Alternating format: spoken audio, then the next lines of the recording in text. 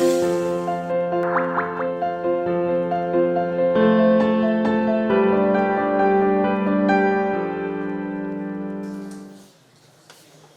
buenas tardes a todos y a todas. Muy bienvenidos y bienvenidas a esta primera conferencia en 2023 de la Escuela de Democracia de la Universidad Pública de Navarra.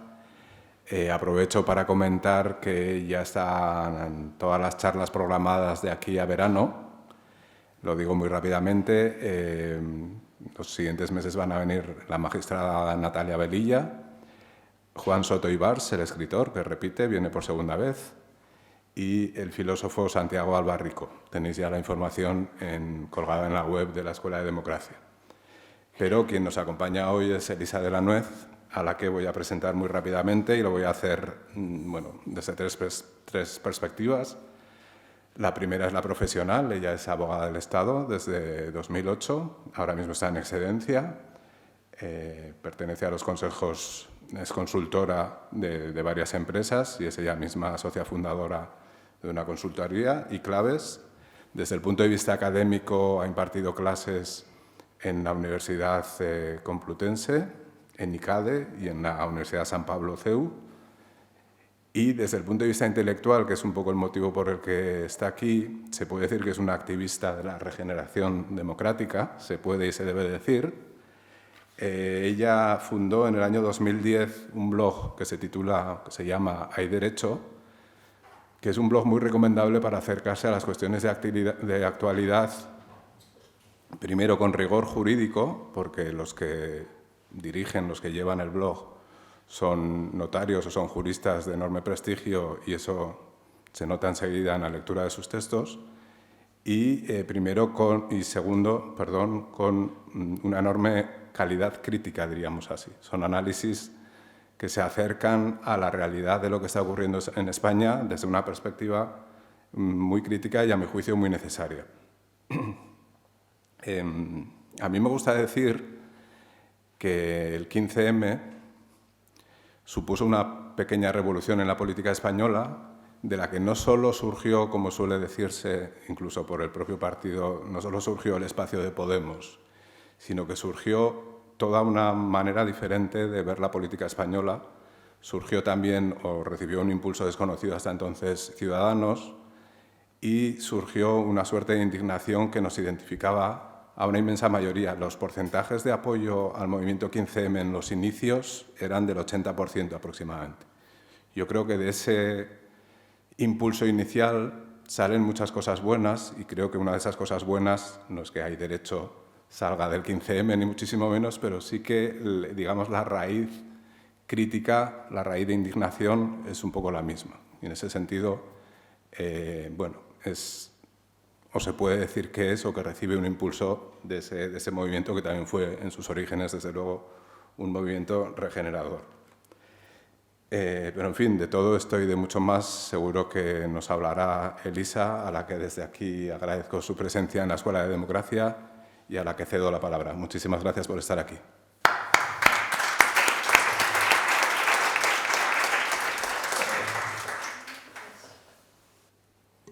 Muchísimas gracias, Jorge. Y la verdad que te tengo que corregir solo una cosa. No aprobé la oposición en el 2008, sino en 1988. Me has quitado 20 años de golpe. Se agradece mucho, pero soy bastante más mayor. Y efectivamente, es cierto que nosotros nacimos como un grupo de juristas que veíamos cosas, antes ya del 15M, ¿no?, que nos parecían un poco preocupantes, pero no éramos tampoco muy conscientes, como lo fuimos después, de hasta qué punto los problemas que detectábamos, que al principio eran problemas más bien de tipo jurídico, cuestiones que veíamos que no se resolvían bien, temas de falta de calidad de las normas o problemas relativos al control del poder, no éramos muy conscientes de hasta qué punto esto dibujaba un panorama de problemas de calidad institucional, ¿no?, que es un poco de lo que vengo a hablar hoy. Y también, a partir de esa toma de conciencia, pues pensamos que de alguna forma había que intentar llevar al debate público cómo los aspectos institucionales, y ahora hablo un poco de qué entendemos por aspectos institucionales, son fundamentales desde el punto de vista del progreso de un país, del Estado de Derecho, desde el punto de vista de la democracia. Y yo creo que en ese sentido, como bien dice Jorge, hubo un momento en España, a raíz sobre todo de cómo se solventó la crisis financiera, donde coincidimos desde muy diversos puntos de vista, un grupo de activistas. Nosotros nos gusta llamarnos activistas, aunque somos pues, todos profesionales de una cierta edad y digamos, del mundo jurídico, pero sí nos consideramos activistas en el sentido de intentar, como digo, llevar al debate público una cierta conciencia de la importancia que tienen las instituciones. Y como creo, efectivamente, ahí coincidimos con los nuevos partidos que surgieron a partir del 15M, cada uno pues, en un ámbito ideológico diferente, pero que sí compartíamos, yo creo que una cierta preocupación por cómo funcionaban las instituciones en España. ¿Y qué son las instituciones? ¿No? Porque esto para los juristas es muy obvio, a lo mejor para los no juristas no lo es tanto. Pues para nosotros las instituciones son ese conjunto de órganos o de entidades que configuran en un Estado democrático de derecho lo que podemos denominar los contrapesos al poder. Y esta idea para nosotros es muy básica, ¿no? Y cuando venía ahora con Jorge en el coche, le explicaba que nosotros de alguna forma nos consideramos un poco como los vigilantes del poder en el sentido de ver si esos contrapesos, esos checks and balance en la terminología anglosajona están funcionando correctamente. Y esta es una idea que yo creo que es muy importante porque quiere decir que en una democracia el poder también está sujeto a límites y esos límites muchas veces están encarnados en instituciones cuya finalidad es fundamentalmente ese control.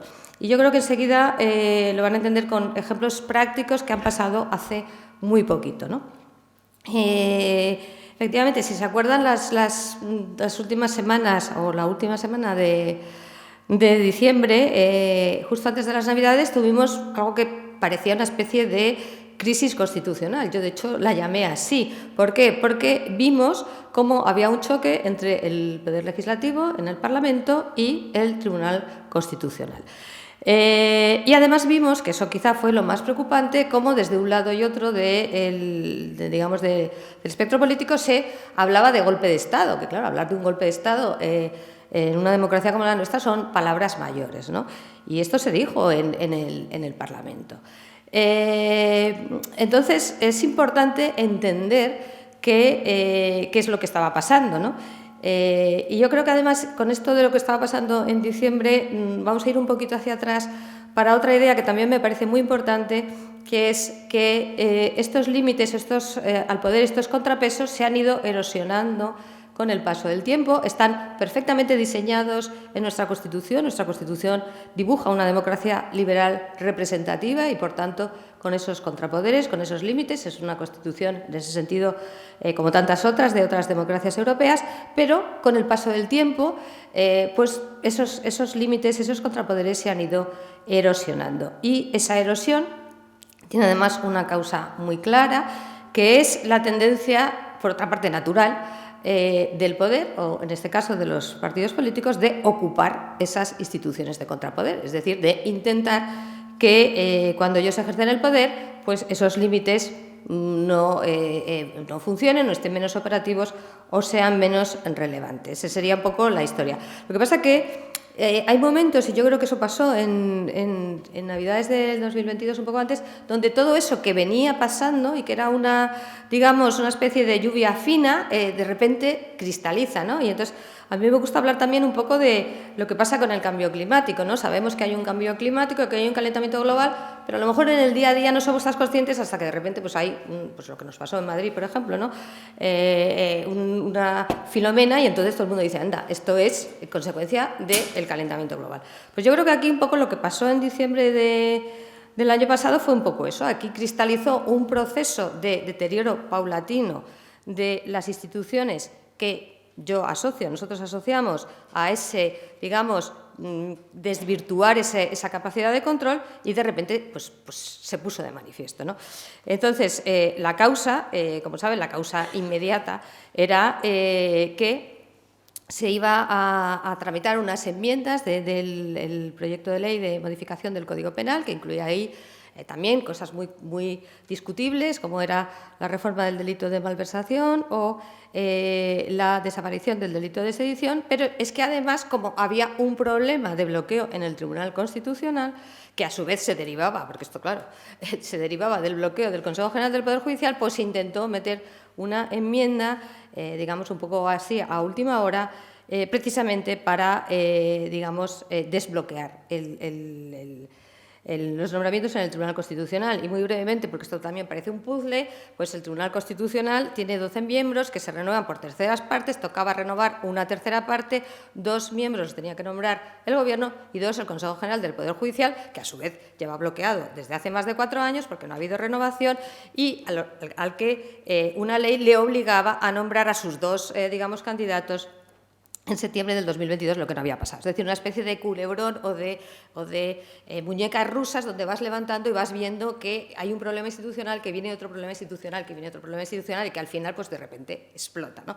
Y eso fue básicamente lo que ocurrió cuando un grupo de diputados del Partido Popular acudió al Tribunal Constitucional, y esto es importante entenderlo, no acudió a través de un recurso de inconstitucionalidad, no se había aprobado la ley, sino a través de un recurso de amparo, que es perfectamente posible, como saben, para defender los derechos fundamentales, y en este caso hablaban de su derecho fundamental a la participación política. ¿Por qué? Porque hay una jurisprudencia reiterada del Tribunal Constitucional que dice que no se deben meter enmiendas que no tengan nada que ver con la tramitación del proyecto, en este caso de la reforma del Código Penal, que era exactamente lo que se estaba haciendo. ¿Por qué? Porque de alguna forma se hurta al debate, en este caso, a las minorías sobre una cuestión que era, además, una cuestión de trascendencia, como sin duda era el desbloqueo, en este caso, del Tribunal Constitucional y también alguna otra cuestión relativa a la idoneidad de sus miembros. Bueno, este es un poco el escenario. Como saben, el Tribunal Constitucional lo que hace en una digamos, actuación realmente sin precedentes, porque claro, yo siempre digo, claro, no hay precedentes hasta que pasan cosas de estas, ¿no? Entonces, efectivamente, no había precedentes porque adopta una medida cautelarísima, que se llaman así, que es decir, que suspende.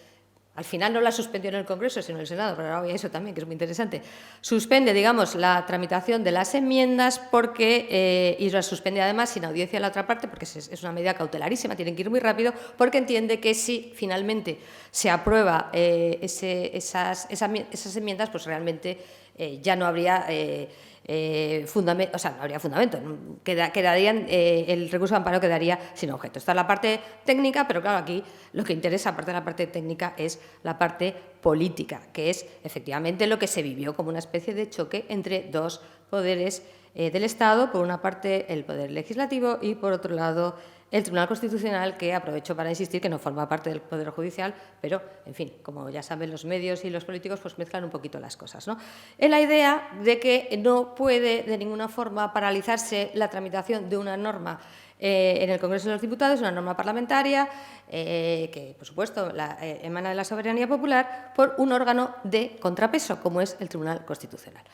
Pero claro, aquí lo interesante, y vuelvo un poco a esa idea del principio, es hasta qué punto esta idea que había ido calando, ¿no?, de que el poder, en este caso el poder legislativo, pero normalmente el poder ejecutivo, que en el fondo también es el que controla al poder legislativo, no tiene que estar sometido a límites, ¿no? Y que esos límites, pues de alguna forma, carecen de la legitimidad suficiente o no tienen la misma legitimidad que pueda tener el Parlamento. ¿Y por qué me parece esto importante? Porque esta idea se manifiesta por primera vez, creo yo, de una forma formalmente, además, muy virulenta creo que es una especie de punto de llegada de deterioro institucional. ¿Y por qué? Porque realmente en una democracia parlamentaria hay contrapoderes, y uno de esos contrapoderes es el Tribunal Constitucional, cuya misión fundamentalmente es controlar las leyes que emanan del Poder Legislativo, por tanto, leyes que emanan de la soberanía popular, pero que pueden ser contrarias a la Constitución. Por tanto, la mayoría no puede hacer cualquier cosa. Y además, en este caso concreto, tiene también la misión de salvaguardar los derechos fundamentales, en este caso de una minoría parlamentaria, que también los tiene, ¿no? Y estas son ideas muy esenciales del funcionamiento de una democracia liberal y de un Estado de Derecho que, sin embargo, en un momento dado, pues de alguna forma saltan por los aires. Y saltan por los aires, como digo, porque ya había una erosión previa donde, de alguna forma, todos los partidos políticos, y esto siempre me interesa destacarlo, ¿no? Porque esto viene de hace mucho tiempo, esto no se ha inventado ayer, pues de alguna forma los partidos políticos dan por sentado que esas instituciones de contrapeso, pues bueno, hay que controlarlas o hay que tenerlas un poco, bueno, bajo su tutela, o, en fin, que hay que reducir un poco su papel. Y esto, que de alguna forma se hacía, como digo yo, un poco por detrás, ¿no? En los pasillos, se hablaba, de repente se manifiesta. Y yo creo que esto, como jurista, siempre para nosotros las formas son importantes. Y cuando empiezas a oír estas cosas, pues te preocupas, porque piensas, claro, esto es lo que pasaba, ¿no? Pasaba por el pasillo. Oiga, no me saques esto, o este recurso de inconstitucionalidad, o esto lo guardas en un cajón, o te esperas, o vamos a ver si cambia las mayorías para sacar una sentencia, pero realmente llega un momento en que esto, de alguna forma, explota. Y yo creo que es una idea relevante. Y en el mismo sentido también se manifiesta con mucha naturalidad, y lo digo yo porque yo escribo en los medios y voy bastante a los medios, por muchos, sobre todo por políticos, pero también por muchos periodistas, se expresa con naturalidad que el Tribunal Constitucional tiene que reflejar la nueva mayoría de las cámaras. Es decir, que si hay una mayoría progresista, el Tribunal Constitucional tiene que haber una mayoría progresista, lo cual significa desvirtualizar totalmente el sentido de un Tribunal Constitucional, que no puede ser una tercera cámara. Si tenemos una tercera cámara, nos sobra el Tribunal Constitucional, ¿no? Pero se empieza a hablar de esto con mucha, digamos, bueno, de una forma como, pues claro, esto es lo que tiene que pasar. Y esto enlaza con otra cosa que también viene de lejos, pero que también es reciente, es el que pasan al Tribunal Constitucional no ya juristas de partido, que esto lleva pasando mucho tiempo. Es verdad que al principio pasaba menos, llegaban personas digamos, de reconocido prestigio más independientes, pero a lo largo del tiempo pues, los partidos fueron intentando meter allí a personas de confianza, ¿no? Y al final, pues por eso hablamos de bloques progresistas y bloques conservadores, en la idea de que al final esas personas van a votar razonablemente atendiendo a los intereses de los partidos que les han nombrado, ¿no? Pero claro, de eso que de nuevo es una cosa de pasillos y qué tal, se pasa allá directamente, y eso me parece también algo muy interesante, a nombrar a personas que vienen del Gobierno directamente, como ha sido el exministro de Justicia y otra directora general. Es decir, ya no busco esas personas afines, como había ocurrido, por ejemplo, con los candidatos del PP, eran claramente juristas afines al PP y además con perfiles, por lo menos algunos, muy cuestionables, pero digamos aquí ya se salta a, bueno, pues son personas que directamente vienen del Gobierno, con los problemas que eso después va a dar lugar, ya está dando lugar en materia de abstenciones, recusaciones, etcétera, etcétera. Pero por eso lo que quiero poner un poco de relieve es que en esas semanas de diciembre de alguna forma cristalizan problemas que estaban en nuestra vida institucional y, bueno, pues de repente como que parece que todo pasa a la vez, ¿no? Y, bueno, pues que la idea es un poco que esto que quizá no se veía mucho, que quizá veíamos solo los más expertos, ¿no? O los que estamos encima de esto, pues parece que la ciudadanía, o por lo menos a mí me gustaría creerlo, se empieza a dar cuenta de que estas son cuestiones muy, muy relevantes. Y son cuestiones relevantes y además aquí sí que hay muchísimos datos y muchos estudios que yo no he traído aquí para no abrumar sobre en qué medida unas buenas instituciones y ¿qué entendemos por buenas instituciones? Instituciones neutrales, instituciones profesionales, instituciones no politizadas. Estos son buenas instituciones. Buenas instituciones son las que cumplen su función. Y cuando hablamos, como estoy hablando yo, sobre todo de las instituciones de contrapeso, pues son instituciones que cumplen su función de contrapeso, básicamente. Bueno, pues esos estudios apuntan a que las buenas instituciones tienen un efecto muy positivo sobre muchos aspectos de la vida de un país, no solo sobre el control del poder, los abusos del poder, mejora de la democracia, sino también en aspectos de la vida económica, de la vida social, digamos que son enormemente productivas, ¿no? Hasta el punto de que hay un libro que todos los que nos dedicamos a esto hemos leído, que es el de ¿Por qué fracasan las naciones?, que es un libro del año 2012, que yo creo que a muchos nos abrió también los ojos, que sitúa las instituciones, las buenas o malas instituciones, como un factor determinante o clave de por qué unos países tienen éxito y otros no lo tienen. Y luego, como digo, hay muchísimos datos de todo tipo que correlacionan muy positivamente la calidad institucional con cosas como la capacidad de hacer frente a crisis como las que hemos tenido todos en Europa, de forma que se sale antes de la crisis y con menos, digamos, costes en términos de desigualdad, en términos de cohesión social, cuando hay buenas instituciones que cuando las hay malas. Y esto se puede ver también con datos sobre la salida de la crisis del año 2008 en países con mejores instituciones, que ya les advierto que siempre las mejores instituciones son las de los países del norte de Europa, del centro de Europa, en todos los rankings. Siempre tenemos ahí a esos países. Sin embargo, nos cuesta más a los países que tenemos peor calidad institucional. Y en términos relativos, que también es una cosa que me suelen preguntar, ¿cómo estamos de calidad institucional en España? Pues estamos en la media baja, ¿no? ¿Qué quiere decir en la media baja? Pues que no estamos muy lejos de los puestos de cabeza, tampoco muy cerca de los puestos peores, pero siempre constantemente por debajo de lo que correspondería. Y ahí tenemos los indicadores del Banco Mundial, los indicadores de la OCDE, por debajo de lo que nos correspondería por el tipo de economía que tenemos. Al final somos un país rico, tenemos un PIB elevado, estamos en la Unión Europea, pues salimos siempre como peor de lo que deberíamos estar. O sea, tenemos siempre, y además de forma muy consistente, un problema de peor calidad institucional. Y, por tanto, esto bueno, pues es una especie de, yo a veces digo, de algo que te impide a lo mejor desarrollarte o crecer todo lo que sería necesario.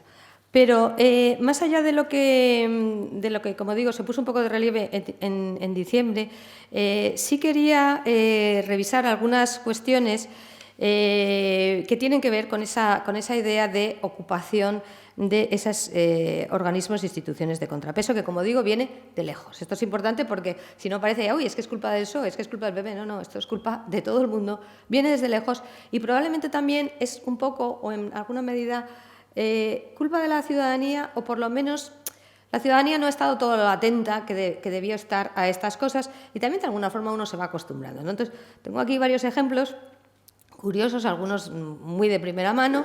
Pues, por ejemplo, en la Fiscalía General del Estado, que digan, pero la Fiscalía depende del Gobierno. No, no, la Fiscalía la propone el nombramiento el Gobierno, pero tiene que ser una institución que vele por la legalidad y por el Estado de Derecho. No es el brazo ni el brazo ejecutor del Gobierno, no está diseñada así, no es verdad. Una cosa es, digamos, quién nombra al fiscal general y otra cosa es cómo tiene que funcionar la Fiscalía, ¿no? Pero bueno, aquí nos hemos ido acostumbrando a fiscales generales muy, digamos, alineados con el Gobierno de turno, y de nuevo llegamos a una fiscal general que viene directamente del Gobierno, que es exministra de Justicia y que de forma muy natural confunde lo que es ser ministra de Justicia, donde evidentemente está al servicio de una política del Gobierno, por supuesto, con ser fiscal general, donde no se da esa circunstancia. Es que no tiene nada que ver, ¿no? Y, como digo, vamos viendo ese tipo de cuestiones. Otro ejemplo también reciente, y pongo los ejemplos recientes porque son recientes, pero podríamos ir hacia atrás y ver cosas parecidas. Se ha nombrado, por ejemplo, recientemente como presidenta del Consejo de Estado, que es otra institución, por lo menos, si no de contrapeso, es el máximo órgano consultivo del Gobierno, por tanto, es que tiene que ver los proyectos de ley, los anteproyectos, tiene que hacer informes. Bueno, pues se nombra como presidenta a una persona con trayectoria política, que hasta ahí ningún problema, que es Magdalena Valerio, que ha sido ministra de Trabajo en algún gobierno anterior del PSOE, pero que difícilmente se puede decir que sea jurista de reconocida competencia, que son los dos requisitos que se piden: jurista de reconocido prestigio y experiencia en asuntos de Estado. Experiencia en asuntos de Estado, ningún problema. Jurista de reconocido prestigio, a mi juicio, todos los problemas. Y, de hecho, mi fundación ha puesto un recurso ante el Tribunal Supremo para, digamos, discutir si reúne o no esa condición de jurista de reconocido prestigio. ¿Esto es relevante? Pues, hombre, sí es relevante, porque, de nuevo, hasta este momento, todas las personas que habían ocupado la presidencia del Consejo de Estado, unas veces más cercanos a un partido, otras veces más cercanos a otro, tenían la condición de juristas de reconocido prestigio, sin duda, la tenían. Y ahora, pues ya no. Y, además, si ven la comparecencia en el Congreso, porque tienen que presentarse a una comparecencia en el Congreso para valorar la idoneidad, realmente es muy llamativa, ¿no? Porque ella describe su trayectoria, no solo profesional, sino vital, en términos que en absoluto tienen que ver con la de la trayectoria que tiene un jurista de reconocido prestigio, que ha hablado, lógicamente, de su trayectoria como jurista, ¿no? Ella no puede hacer eso porque no la tiene, ¿no? Y, sin embargo, por supuesto, el Congreso valida esa idoneidad. Pues todo esto, como digo, son pequeños pequeños descensos en esa calidad institucional. Más ejemplos. Tenemos también un ejemplo que a lo mejor les suena menos, porque nosotros también hemos vivido muy de cerca, porque de nuevo estamos en los tribunales, es la Agencia Española de Protección de Datos, que supimos quiénes eran, quiénes iban a ser el presidente y el adjunto, porque se lo repartieron los dos grandes partidos, el presidente para el PSOE y el adjunto para el PP, antes de que se convocase el concurso, porque había que convocar un concurso y se ve que nadie lo había visto o nadie se lo había dicho o se les había olvidado. Había que convocar un concurso para cubrir estas plazas, un concurso abierto, de concurrencia, transparencia, con un, procedimiento para valorar las candidaturas. Claro, esto pues obviamente no puede ser, ¿no? Por eso hablo mucho de la pérdida de las formas, porque de alguna manera es ya, pues ya les digo de entrada quiénes van a salir de un concurso que no ha salido todavía la convocatoria, porque no había salido.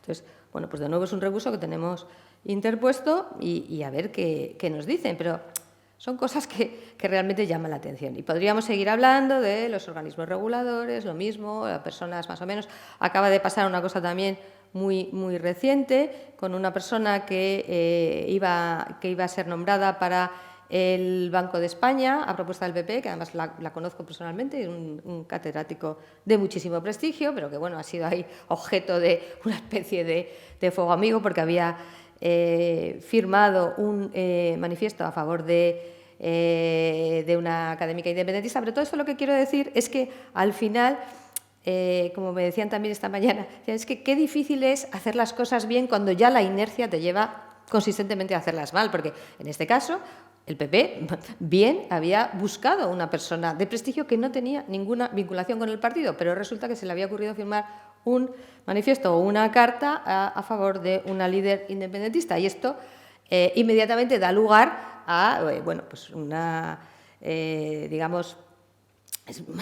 presiones de todo tipo para que al final esta persona acabe dimitiendo, cuando realmente lo que se estaba buscando era una persona idónea para ser consejero del Banco de España, que sin duda lo era, más allá de las valoraciones políticas. Entonces, con estos ejemplos lo que les quiero decir es que nos acostumbramos totalmente a esta politización constante, a esta intervención constante de los partidos políticos en sitios donde no deberían estar. No solo los organismos de contrapeso, como los que he hablado, fundamentalmente porque son organismos de contrapeso. Si los ocupan los partidos políticos, no pueden ejercer esa función. Pero es que también nos pasa en los organismos reguladores, nos pasa en el Banco de España, nos pasa en todas partes, ¿no? Entonces, yo creo que esta es una reflexión que conviene hacerse y, sobre todo, no normalizarla, ¿no? No normalizarla, porque me parece que es importante.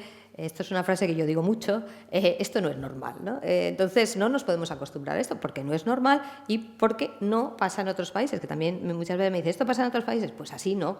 Yo no digo que no haya, acuerdos o tal, pero esta forma de llegar a los sitios y decir, van a ser estos, oiga, pero si no ha sacado usted el concurso, hombre, esto da vergüenza, ¿no? Pues esto es un poco la situación. Y me he dejado un poco para el final de esta primera parte el Poder Judicial, ¿no? El Poder Judicial es el gran contrapeso el Poder Ejecutivo, y en ese sentido yo creo que tampoco es casualidad lo que estamos viendo, de ataques constantes al Poder Judicial, porque es el principal contrapeso, ¿no? Esto además es muy relevante porque además se junta con esa extrema politización del órgano de gobierno de los jueces, que es el Consejo General del Poder Judicial, que está en el origen, a su vez, como les he dicho, todo el culebrón, ¿no?, de la renovación del Tribunal Constitucional. Pero claro, la pregunta del millón es ¿por qué quieren los políticos tener controlado el Poder Judicial? Porque esto es lo que hay debajo de todo esto, ¿no? Más allá de otras historias. Y claro, es muy importante para ellos. Y es muy importante para ellos porque ese órgano de gobierno de los jueces es el que tiene la capacidad de nombrar a los principales jueces y a los principales, al top de la carrera judicial, básicamente magistrados del Tribunal Supremo, presidentes de audiencia, presidentes de tribunales superiores de justicia, etcétera. Por tanto, a la cúpula judicial. Y por eso no quieren, soltar esa capacidad. Porque a su vez En el Tribunal Supremo, básicamente, y también en esos tribunales superiores, se va a controlar dos cosas muy importantes para los partidos. Se va a controlar su actuación de gobierno en la Sala de lo Contencioso Administrativo, que es la que controla la actuación de la Administración y del Gobierno, y otra cosa también muy importante, desgraciadamente para los partidos, se va a controlar los aspectos penales. ¿Por qué? Porque, como saben, en España tenemos un sistema de aforamientos extremadamente generoso, que quiere decir que los miembros de la clase política, pero no solo, mucha más gente, tienen ese privilegio del aforamiento, que quiere decir que van a ser, si hay lugar a ello, van a ser solo investigados o juzgados por un determinado tribunal, normalmente el Tribunal Supremo, en el caso de las autonomías o de los políticos autonómicos, el Tribunal Superior de Justicia. Y yo siempre pongo un ejemplo que lo pone clarísimo. Si la infanta Cristina hubiera estado aforada o Iñaki Urdangarín hubiera estado aforado, no hubiera pasado nada de lo que pasó, porque acabaron en un juzgado de instrucción de Palma de Mallorca, como cualquiera de nosotros acabaría donde fuera. Esto no les pasa a los políticos, ¿no? Ellos acaban en tribunales donde han tenido cierta capacidad o cierta influencia en nombrar a las personas que están allí, y esto es una cosa muy importante. Por tanto, esto no es fácil de retirarse y de soltar, y es un poco lo que subyace. Está también, por supuesto, y esto hay que decirlo, porque si no, no sería justo, que parece que los políticos hacen todo esto ellos solos, está, por supuesto, la cooperación de, en este caso, sobre todo, de las asociaciones judiciales que juegan a esto. Hay una asociación judicial alineada con el PSOE y otra alineada con el PP, y que se prestan estupendamente a este juego, es decir, a funcionar como peones en el Consejo General del Poder Judicial de los partidos respectivos. Y esto es un poco al final lo que hemos visto también. Si han seguido un poco también el culebrón del Consejo General del Poder Judicial, pues tenía allí una mayoría conservadora, un poco estaba allí encastillada, no solo para el tema del Tribunal Constitucional, no se ponían de acuerdo, querían nombrar a unos, en fin. Todo esto al final es como digo, el resultado de un deterioro de muchos años, pero que ahora de alguna forma se pone a la luz con cierta, no sé cómo decirlo, ¿no?, con cierta falta de pudor, desde mi punto de vista, de forma que pues este grupo de jueces claramente, tanto de un lado como de otro, pues juegan a ser políticos, pero es que en el fondo son políticos, ¿no? Y esto yo creo que también hay que decirlo, porque a veces pensamos que bueno, sí, que los partidos políticos tienen la culpa de todo, pero muchas veces lo que hay es una colaboración muy interesada, además, por parte, en este caso, de jueces o magistrados o de altos funcionarios que juegan a este juego, ¿no? Pero claro, como digo, el problema al final del control del Poder Judicial o del intento de control del Poder Judicial es crítico para un Estado de Derecho. Y además hay un dato importante, que es cuando se desmonta una democracia, y las democracias ahora, como saben, se desmontan desde dentro, básicamente, y de forma lenta, lo primero que se intenta es el control del Poder Judicial, porque es, como digo, el contrapeso básico. Aquí, por supuesto, no estamos ahí, ni muchísimo menos, pero sí que preocupa este intento, como digo, de control del Poder Judicial, y preocupa y mucho, o por lo menos a mí me preocupa y mucho, los intentos constantes de deslegitimar la actuación de los jueces y magistrados, ¿no? Y un caso clarísimo también es el de la ley del sí es sí, que uno podrá opinar lo que quiera, pero parece que no, digamos, lo que se puso allí tenía problemas técnicos y ha dado lugar a una serie de sentencias que conocerán ustedes perfectamente, que van, digamos, bajando las penas o incluso en algunos supuestos escarcelando pues, a personas, digamos, condenados por delitos delitos de agresión sexual o de abuso sexual. En fin, ¿cuál ha sido la reacción? Pues la reacción ha sido decir que los jueces lo estaban haciendo mal, ¿no? Y esto es bastante preocupante, porque aparte de que revela una falta de capacidad de asunción de las propias responsabilidades, que eso pues, siempre es problemático, es que traslada un poco, y esto cala, ¿no?, a la ciudadanía, que hay un grupo de jueces, en este caso prácticamente todos, que están, digamos, actuando en contra del Poder Ejecutivo, que quieren de alguna forma boicotear las leyes o que quieren boicotear a un determinado partido, a un determinado gobierno. Entonces, yo creo que este tipo de manifestaciones públicas, hechas desde personas que ostentan responsabilidades en el Gobierno, son cosas que hay que tener mucho cuidado, ¿no?, porque instalan este clima de deslegitimación, de cuestionamiento, que me parece preocupante, sobre todo porque suele ocurrir una cosa que no se refiere tanto a la crítica a una sentencia, a una resolución judicial, que es perfectamente legítima, faltaría más, sino se refiere ya al colectivo, ¿no?, al colectivo de jueces, que son todos machistas o son todos fachas, etcétera, etcétera. Y bueno, pues son avisos que tenemos ahí y que además, como digo, hemos visto en otros sitios, ¿no? Y por tanto preocupan.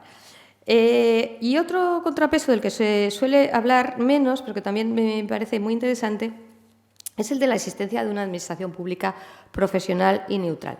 Y yo he trabajado muchísimos años en la administración. Nuestra administración, por lo menos la del Estado, que es la que yo conozco, no conozco tanto las autonómicas y las locales un poquito más, es todavía una administración bastante profesional y meritocrática, pero de nuevo es el objeto de ese interés de los políticos en ocupar esa administración, porque es también una administración profesional y neutral, es un contrapeso también.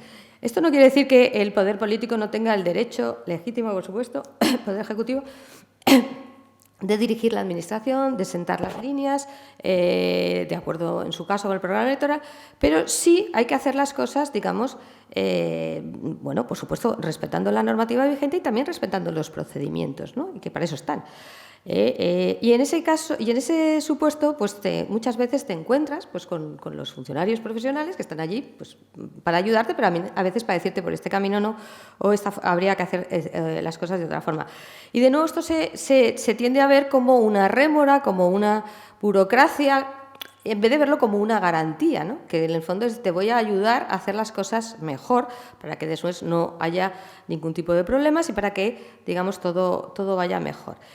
Y yo creo que tenemos una administración también demasiado politizada, sobre todo por arriba. Esto también tenemos mucha comparativa con otros países y estamos lejos de los países que tienen administraciones más profesionales, en el sentido de que cuando aquí cambia un gobierno, y eso además hemos calculado el número, cambian un montón de altos cargos de la administración, no solo ministro, secretario de Estado, que es lo lógico, sino que baja direcciones generales, incluso a nivel de subdirección general, de forma parecida a países, digamos, con los que no nos gusta compararnos, ¿no? Yo, por ejemplo, no he traído la tabla porque no he traído la presentación, pero cerca de países como Turquía o como Grecia o este tipo de sitios, ¿no? Uno le gustaría más parecerse más, no sé, a Alemania, no digo ya a los países nórdicos que están muy lejos. Y eso pasa también en nuestro país. Tenemos una administración muy politizada. Y de nuevo tenemos también otra cuestión que es que muchos de los profesionales o de los funcionarios que están ahí también juegan a esto, ¿no? Y esto también es importante, es decir, juegan a cuando lleguen los míos, pues a mí me tocará progresar y me tocará llegar a esos altos cargos y viceversa. ¿Y esto qué quiere decir? Que hay una lógica muchas veces en esos funcionarios o en esos profesionales que no es la lógica del servicio público, que es la que corresponde cuando eres funcionario, sino la lógica del interés partidista o de esa cercanía al partido político de turno. Esto se llama integración de las carreras políticas y profesionales y también está muy diagnosticado y muy estudiado. Sobre todo hay un libro de Víctor Lapuente que lo estudia muy bien y se traduce en todo tipo de consecuencias negativas desde el punto de vista, por supuesto, del control, desde el punto de vista de una mayor corrupción, una menor falta de transparencia, porque en definitiva esos profesionales están siendo parte, no están haciendo su función de, como digo, de cierto contrapeso, sino que están siendo parte de esa dirección política o politizada. Bueno, esto sería un poco la exposición, no me quiero enrollar mucho más, pero claro, para no dejarles con qué horror y qué mal funciona todo, la cosa es un poco, o la pregunta sería un poco, ¿esto es reversible? Pues hombre, por supuesto que es reversible, pero sí que es cierto que hay una resistencia muy grande a que esto cambie, porque al final esto es ceder, o sea que, digamos, básicamente el poder político ceda parcelas de poder, ¿no? A favor de estos órganos de contrapeso, a favor de la propia sociedad civil, de la propia ciudadanía, y esto no es fácil. Hubo un momento, como bien ha recordado Jorge, donde esto estuvo mucho en la agenda política y además lo bueno es que estaba en la agenda política desde puntos de vista ideológicamente muy alejados, pero estas cuestiones estructurales estaban en la agenda, yo me acuerdo muy bien porque estuve hablando mucho en esa época de este tipo de cuestiones y lamentablemente tras el fracaso de los nuevos partidos, que yo creo que ya podemos certificar, esto ha desaparecido un poco de la agenda, ¿no? Estas ideas de todas estas reformas estructurales, hay que, digamos, revitalizar los mecanismos de control, hay que despolitizar la administración, hay que apostar por instituciones transparentes, profesionales, hay que pedir rendición de cuentas, ¿no? Esta idea de que usted, si hace las cosas mal, tendrá que rendir cuentas y no solo cada 4 años al electorado, tendrán que pasar cosas, y ya estamos viendo que aquí nunca pasan cosas y se hacen las cosas mal y no pasan cosas. Es decir, todas esas ideas estaban en la agenda hace unos ya bastantes años y, sin embargo, no están o no se ven tanto en la agenda a día de hoy. También es cierto, y eso yo creo que también es una idea importante, la polarización no favorece este tipo de reformas, porque estas tienen que ser reformas transversales, reformas por acuerdo, no van a dar además resultado en el cortísimo plazo, no son reformas que le vayan a lucir a nadie en las siguientes elecciones, probablemente más bien le deslucen, ¿no?, de cara a los suyos, pero realmente creo yo que son las reformas que necesitaríamos, como digo, para quitarnos esa especie de corsé, ¿no?, o de no poder desarrollar todo el potencial que yo creo que tiene la sociedad española, que además en otros muchos indicadores ha evolucionado muy positivamente y, sin embargo, como digo, esto de la calidad institucional lo tenemos un poco pendiente. Entonces, más allá de esa idea de devolver el debate, y por eso yo creo que este tipo de conferencias, yo creo que es interesante devolver esto al debate público, de que haya una cierta presión por a los partidos de que esto tiene que estar ahí. Yo creo que también hay algunas ideas más concretas, porque, a ver, puede estar esa tentación adanista de hay que acabar con todo y el régimen del 78 y todo es un desastre. No, yo creo que hay cosas que no hace falta, o a lo mejor simplemente con pequeñas mejoras podrían ir razonablemente bien y, sobre todo, poner en marcha una especie de círculo virtuoso, ¿no? Porque yo creo que ahora mismo sí tenemos una inercia peor, ¿no? Vamos, digamos, con esa lenta deterioro, que de repente pues nos damos cuenta, como digo, cuando pasan cosas como las que pasaron en las últimas semanas de diciembre. Pero yo creo que es verdad que hay algunas cosas que a lo mejor podrían poner un poco, revertir un poco esa tendencia. Y a mi juicio hay una, que además es que tenemos una gran oportunidad, que es sobre todo la de las administraciones públicas, porque las administraciones públicas, llevo tiempo ya diciendo esto, ya va a pasar, tienen una plantilla enormemente envejecida.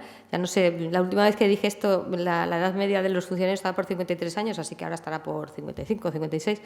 En cualquier caso, es una oportunidad porque hay que renovarla y, por tanto, se pueden cambiar hábitos y se pueden cambiar, digamos, formas o culturas que están muy metidas en las administraciones, porque va a haber que renovar a las personas, y eso yo creo que es importante.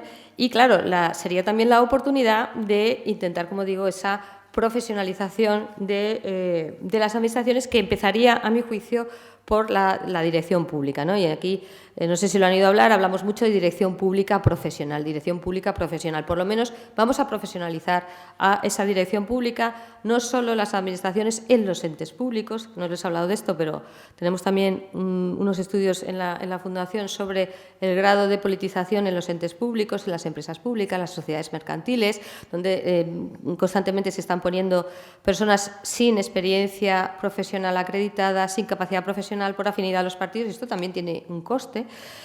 Yo empezaría por ahí, diciendo, a ver si conseguimos, que además está previsto en el Estatuto Básico del Empleado Público del año 2007, está previsto el desarrollo de la dirección pública profesional. Lo que pasa que, como digo, para los partidos es renunciar a una parcela de poder y, al final, a una serie de puestos que pueden otorgar a su clientela, ¿no? Esto yo creo que tendría además un efecto, como digo, de círculo virtuoso, en la medida que yo creo que con un director, una dirección pública profesional, a su vez aparecen otra serie de cuestiones, criterios más técnicos, la capacidad de planificar. Nosotros perdemos mucha capacidad de planificar porque sencillamente estamos cambiando continuamente a los directores, ¿no? O a las personas responsables. Esto, claro, es imposible planificar nada si cada 6 meses o cada ciclo electoral corto o cada cambio de ministro, lo que toque, están cambiando las personas. Recuperaríamos esa capacidad de planificación y, a su vez, ese criterio que permite a esa persona reunirse de personas que, a su vez, son capaces de desarrollar las funciones, ¿no? Porque se nos olvida que si ponemos a una persona que no tiene la capacidad necesaria en la cúspide de una organización, normalmente eso va a suponer que no tenga criterio tampoco para saber las personas de las que se tiene que rodear. Por tanto, ahí yo creo que sí que hay un elemento de un poquito de círculo virtuoso. Luego, yo creo que también otra cosa que podría ayudar es todas estas cuestiones, ¿no?, que quizás se han ejemplarizado tremendamente en el Consejo General del Poder Judicial, llegar a algún tipo de acuerdo, que de verdad no entiendo ya que a estas alturas no sea posible, que no sea ni para ti ni para mí. Es decir, ya sé que sí, que el PP muy mal, que ha bloqueado y tal, pero claro, el problema es que puede hacer eso porque el modelo es un modelo politizado, ¿no?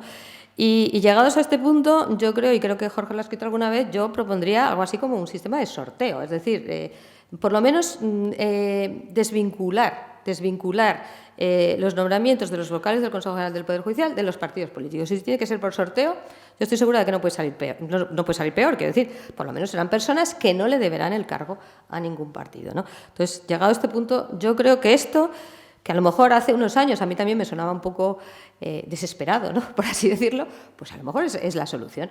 Pues vamos a un sistema de sorteo que además puede ser compatible con lo que hay ahora, no hay que modificar la Constitución, no hay que modificar nada, la ley orgánica sí, pero poco más, y lleguemos a un acuerdo para que estas personas no tengan esa vinculación con los partidos. Y además yo creo que ahí tenemos un dato también importante, que es el tema de la Unión Europea, porque al final estamos saliendo constantemente en los informes del Estado de Derecho de la Unión Europea y también el del Grupo de Estados Europeos contra la Corrupción por este tipo de cuestiones, ¿no?, por el bloqueo del Consejo, por el tema de la Fiscalía General. Hombre, pues también es una forma, y más ahora que vamos a tener una presidencia europea, de decir, bueno, vamos a hacerles caso, no exactamente, porque ellos, el modelo que proponen es diferente, pero da igual, vamos a hacerles caso y vamos a renovar y reformar, que son las dos cosas que pidió el comisario de Justicia cuando estuvo por España sin ningún éxito. Y yo creo que con esto, pues hombre, no digo que lo vayamos a solucionar todo, no, pero quizá metemos una dinámica diferente, ¿no?, que yo creo que es lo que sería conveniente. Y por último, y con esto ya me callo, yo creo que otra idea también importante es la de recuperar un poco el Congreso el Parlamento, como un sitio de debate serio, ¿no? Nosotros en el informe del Estado de Derecho que hemos publicado y está en nuestra web, uno de los indicadores o de los indicadores que hemos establecido es precisamente el tema del poder legislativo, ¿no? Y claro, ¿qué nos sale? Bueno, pues que es un poder legislativo, un Parlamento menguante. ¿Menguante por qué? Porque se legisla muchísimo por decreto ley, que como saben es una norma que prepara el Gobierno y que el Parlamento simplemente convalida o no convalida. Tenemos más decretos leyes que leyes, y esto también, de nuevo, es una tendencia que viene de muy lejos, no es una cosa de este Gobierno, pero ha aumentado en los últimos años. Tenemos cada vez más este tipo de triquiñuelas que hemos hablado antes, de meto unas enmiendas que nadie ha visto, lo meto por proposición de ley. ¿Por qué? Porque estamos evitando los trámites que lleva un proyecto de ley, un anteproyecto de ley habitual, que son unos trámites que no se pueden ver como una rémora o como qué pesadez que tengo que pedir el informe del Consejo de Estado, tengo que pedir el informe del Consejo General del Poder Judicial, que son una garantía para que las cosas salgan mejor. Y yo creo que esto es una idea que hay que repetir, porque si no luego pasa lo que pasa y tenemos las chapuzas que tenemos. Por tanto, recuperar un poco esa idea de la centralidad del Parlamento, ¿no?, que en una democracia parlamentaria pues debería ser importante, y deberían ser ellos los principales en reivindicar ese papel, y sin embargo también me parece recordar que fueron los primeros en decir que se cerraba el Parlamento durante el estado de alarma, etcétera. Bueno, y lo último, y con esto ya termino de verdad, y yo creo que también hay que reivindicar un poco esa competencia técnica que de alguna forma, bueno, pues parece que se desprecia un poco, ¿no? Que aquí lo importante es legislar rápido, legislar para la foto, lo decimos nosotros, ¿no? Hay un problema, mañana saco una ley. En el fondo la ley del sí es sí viene de la sentencia de la manada, no nos engañemos, ese fue el detonante, ¿no? Y luego ha pasado lo que ha pasado. Yo creo que esa reivindicación un poco de los aspectos técnicos, del sosiego, de las comisiones parlamentarias, de lo que es un debate de calidad, ¿no? Me parece que también devolvería no solo devolvería confianza en el Parlamento, y también es un elemento esencial de la calidad institucional. Y yo por ahora lo dejo aquí, podría seguir las 2 horas, Jorge, que te dije, pero yo creo que con esto más que de sobra, y cualquier cosa que quieran preguntar, pues yo encantada.